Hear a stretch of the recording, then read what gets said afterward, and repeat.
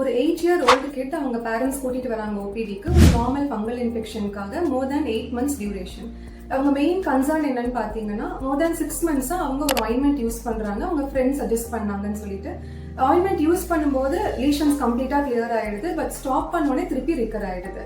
என்ன ஆயின்மெண்ட்னு பார்த்தா குளோபிட்டசால்னு ஒரு high potent steroid ointment use பண்றாங்க. And other patient in her late 30s அவங்க கன்சர்ன் என்னன்னா 2 years நான் ஒரு பிரைட்டனிங் க்ரீம் யூஸ் பண்றேன் டாக்டர், ஃபேஸ் நல்லா பிரைட் ஆயிடுச்சு. பட் இப்போ ஸ்டாப் பண்ணலாம்னு நினைக்கும் போது ஃபேஸ் ரொம்ப டார்க் ஆகுது, ரெட்டிஷ் ஆகுது அப்படின்னு சொல்றாங்க. அது என்ன ஆயின்மெண்ட்னா இட்ஸ் ட்ரிபிள் காம்பினேஷன் க்ரீம். அதாவது ஸ்டீராய்டு, ஹைட்ரோகுவினோன் அண்ட் ரெட்டினாய்டு அப்படின்னு 3 மெடிசன்ஸ் இருக்கிற ஒரு cream. Both are different scenarios, but there is a strong connection between these two patients. என்னன்னு பார்த்தோம்னா அவங்க யூஸ் பண்ற ஆயின்மெண்ட், அதாவது ஸ்டீராய்டு ஆயின்மெண்ட். இப்போ ஒரு ஃபங்கஸ் இருக்கிற பேஷண்ட் இந்த ஸ்டெராய்டு ஆயின்மெண்ட்டை யூஸ் பண்ணுறாங்க அப்படிங்கும்போது இனிஷியலாக இச்சிங் கம்மியாகும், ரெட்னஸ் கம்மியாகும். But actually what happens is அடியில் இருக்கிற ஃபங்கஸ் வந்து keep on multiplying. Once you stop that ointment அந்த டிசீஸ் அப்படியே ஃபிளேர் அப் ஆயிடும். இதை கண்டினியூஸாக நம்ம யூஸ் பண்ணிட்டு இருக்கும்போது ஸ்கின்ல சர்டன் சைட் எஃபெக்ட்ஸ் வர ஆரம்பிக்கும். அதாவது ஸ்கின் தின் ஆகிட்டே போகும்.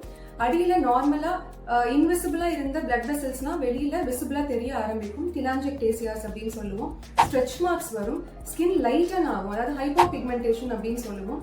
இந்த சைடு எஃபெக்ட் தான் பிரைட்டனிங் எஃபெக்ட்னு தப்பாக நினச்சிட்டு நிறைய பேர் க்ரீம்ஸ் ஃபார்மசிலையும் பார்லர்ஸ்லையும் வாங்கி யூஸ் பண்ணுறாங்க.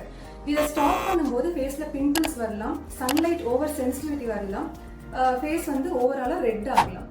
இதை இன்னமும் கண்டினியூஸாக நம்ம யூஸ் பண்ணிகிட்டே இருக்கும்போது தோலில் தடவர ஒரு ஆயின்மெண்ட்டாக இருந்தாலுமே இது வந்து பிளட்டில் அதோட வேல்யூஸ் ரொம்ப அதிகமாக ஆரம்பிச்சு நம்மளோட ஹார்மோன்ஸை அஃபெக்ட் பண்ண ஆரம்பிக்கும். அதாவது HPA ஆக்சிஸ் சப்ரஷன் அப்படின்னு சொல்லுவோம்.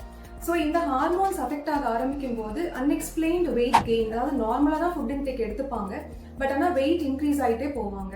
அடுத்தது sugar levels and pressure levels எல்லாம் அதிகமாக ஆரம்பிக்கும். போன்ஸ் எல்லாம் வீக் ஆக ஆரம்பிக்கும்.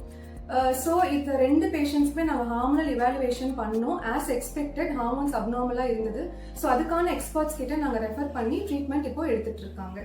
நிறைய டெர்மட்டாலஜிஸ்ட் இதை பற்றின அவேர்னஸ் வீடியோஸ் போட்டுகிட்டே தான் இருக்காங்க. பட் ஸ்டில் டெய்லி நம்ம ஓபிடியில் இந்த மாதிரி பேஷண்ட்ஸ் பார்த்துட்டே தான் இருக்கோம். So please don't take your skin for granted. Bye and take care.